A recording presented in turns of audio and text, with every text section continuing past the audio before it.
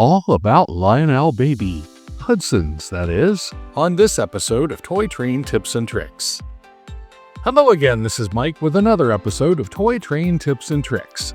And this is a Lionel number 1561WS set from 1956 that I received as a gift from a relative, in very bad shape. Unfortunately, this set was stored for years in a warm, moist place, and it was covered by rust and muck. Regular viewers will already have seen how I saved the number 3424 operating brakeman car and returned it to operating condition, but what about the locomotive? Is this 2065 salvageable? The roots of the number 2065 actually go back to the number 2055 steamer, like this one, introduced in 1953. Lionel was looking for a model to replace the 675, 2025, and 2035 series of 264 steamers based on the Pennsylvania K4 class.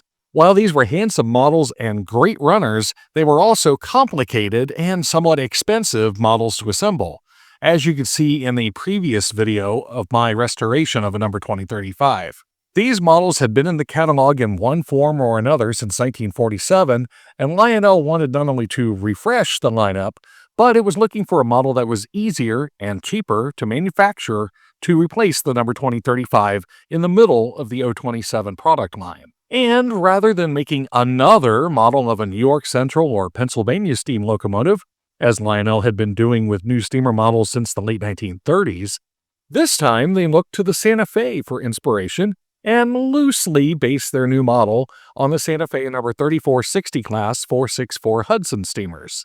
More importantly for Lionel's production process, this new steamer featured a new one-piece boiler casting complete with steam chests and a drive chassis with the side rods completely separate from the boiler casting.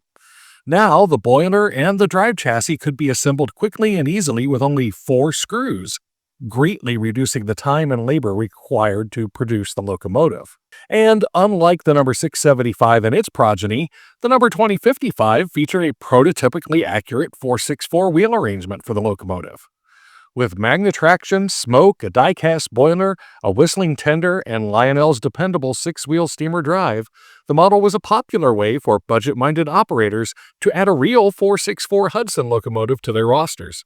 Between 1953 and 1955, the 2055 led 3 O27 freight sets and 1 O27 passenger set, and it was also available for separate sale. Plus, the number 685 model, which was identical in every way except for the number, led a single O-gauge set in 1953 only. This particular 2055 holds the distinction of being my first post-war Lionel locomotive, a Christmas gift when I was about 12 or so. My mother never understood why I was so impressed by a box full of dirty old used trains when I'd received so many shiny new things for Christmas. I hope to have this old model back on the rails soon after I complete a rewiring project that I've been working on for a long time. But back to our story.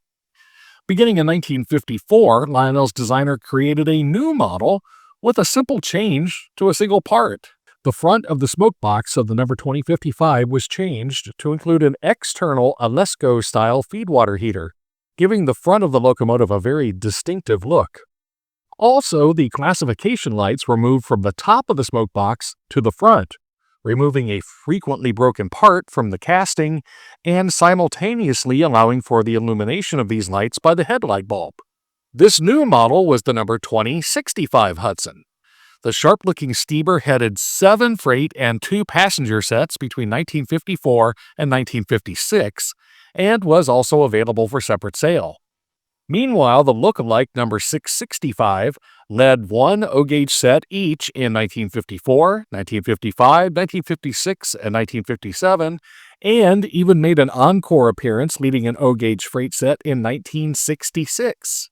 Besides being filthy, my number 2065 was in pretty good shape cosmetically.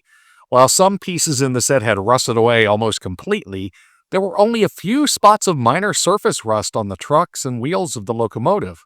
I was concerned, however, that the wheels were seized tight and would not turn. Hoping for the best, I disassembled the model. I'd like to pause just a moment and ask that if you're enjoying this video, please like it, subscribe, and leave a comment about your encounters with the number 2055 and number 2065. Also, please consider supporting the channel financially with a membership. Members have access to exclusive video content, photos, messages, shoutouts, and priority responses to comments.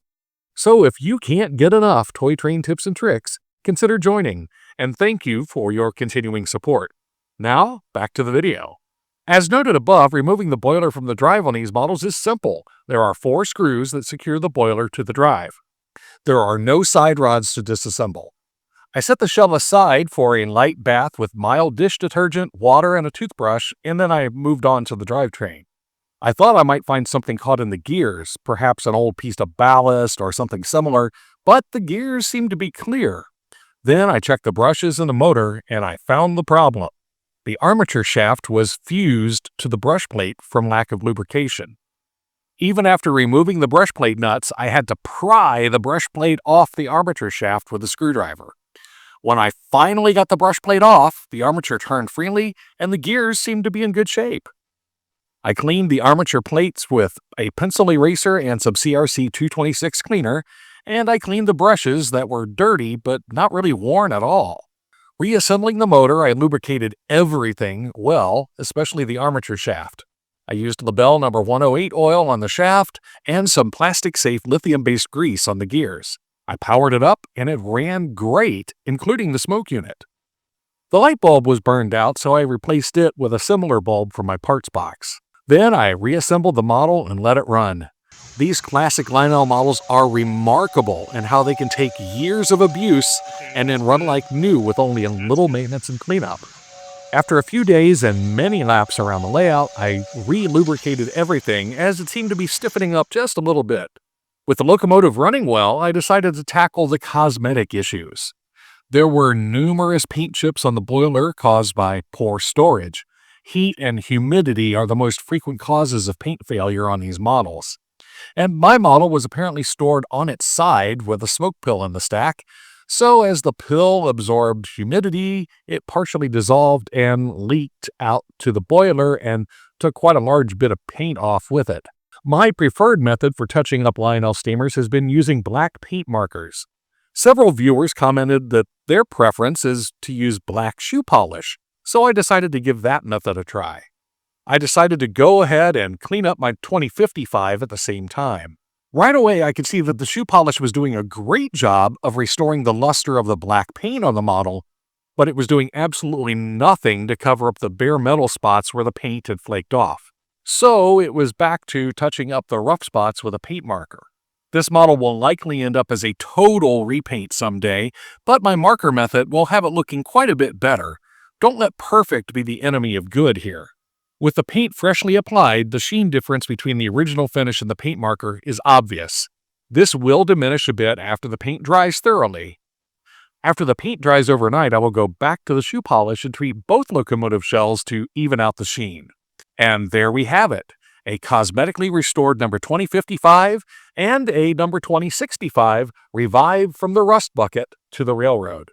As for the rest of the set, the number 6257 caboose was still in its box, which protected it a great deal from the moisture, and it is in excellent condition. I rebuilt and restored the number 3424 operating brakeman car in episode number 231. The number 6430 piggyback car, the 6562-25 red New York Central gondola, and the 6262 wheel car all cleaned up nicely, but their trucks and couplers were completely destroyed by rust. As soon as I can acquire enough replacements, they will be running again. The 6026W tender may have suffered the most damage of them all. In addition to completely rusted away trucks and couplers, part of the motor armature was rusted to the motor frame. With quite a bit of work, the armature is now free, but I'm still cleaning up as much rust as possible from it before I even try to reassemble it and power it up. I'm hoping for the best. I hope this video has inspired you to perhaps dive in and try to save some of these basket case sets. In tough economic times, these less than optimum trains can be acquired for very little, or in my case, nothing, And most of the time, a few dollars in parts and a little elbow grease is all it takes to get these classic trains running again. So get out your junk box and tools and keep those trains running. And we'll catch you next time with more toy train tips and tricks.